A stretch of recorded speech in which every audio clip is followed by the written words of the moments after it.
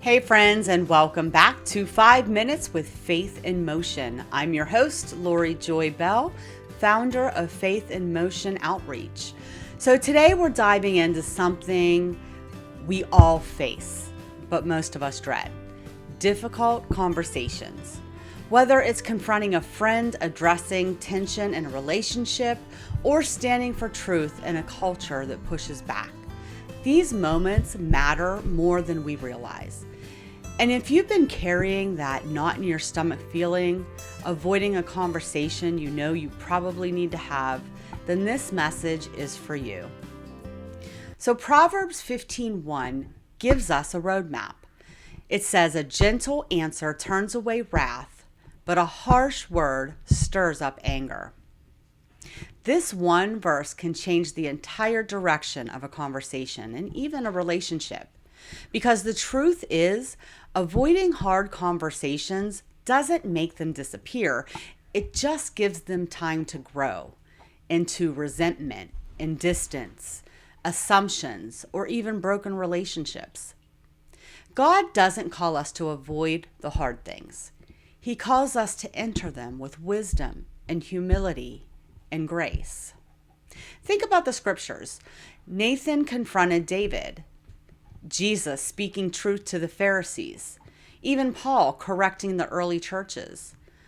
What made those moments powerful?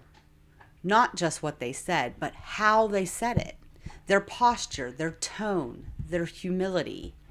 They carried truth in a way that still preserved relationship and honored God.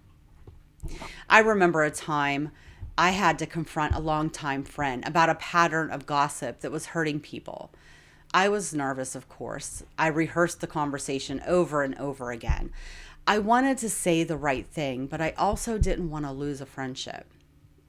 When the moment finally came, I felt the Holy Spirit shift me from talk mode to listen mode. I started with love and how much I cared about her and why it mattered. Then I left space for her to speak. It wasn't easy, but it ended with tears, honesty, healing, and accountability. That day, God taught me something: that tone, timing, and tenderness matter just as much as truth. You can say the right words in the wrong way and lose the person you're trying to reach. But when grace shapes your tone, truth has room to be heard. When it comes to difficult conversations, God is just as concerned about our heart as he is about the words that we speak. Because the real goal isn't to win the argument, it's to win the heart. It's to reflect Christ. It's to let the Holy Spirit guide not only our message, but our manner. A gentle answer doesn't guarantee agreement, but it does create an opening for understanding. A soft tone can disarm defenses. A humble posture can shift the whole atmosphere. When grace shapes our tone and truth shapes our words, even the hardest conversations can become holy ground. So let me ask you this. Is there a difficult conversation that you've been avoiding? Is there someone you've grown distant from, not because of anger, but because of unspoken hurt? Is there a truth that you need to share, but fear how it will be received? Instead of rehearsing the argument, rehearse your heart. Take a walk, literally.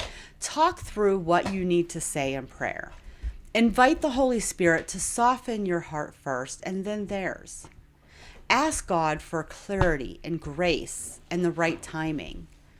If you give the conversation to God before you have it, he can do what you can't.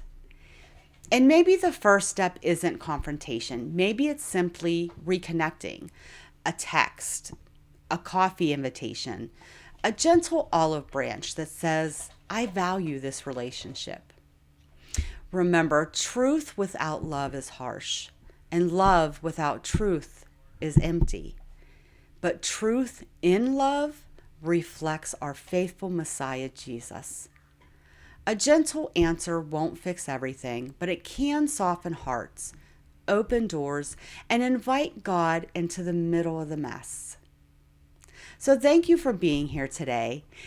Today's message is actually from week 9 of my devotional, Speaking the Truth in Love. If this video encouraged you, I would love for you to explore it and keep growing with me day by day. And if it spoke to you, please make sure to like, share, and subscribe. And feel free to visit my website if you would like to purchase this or any of my devotionals at faithinmotion.com. Until next time, God bless.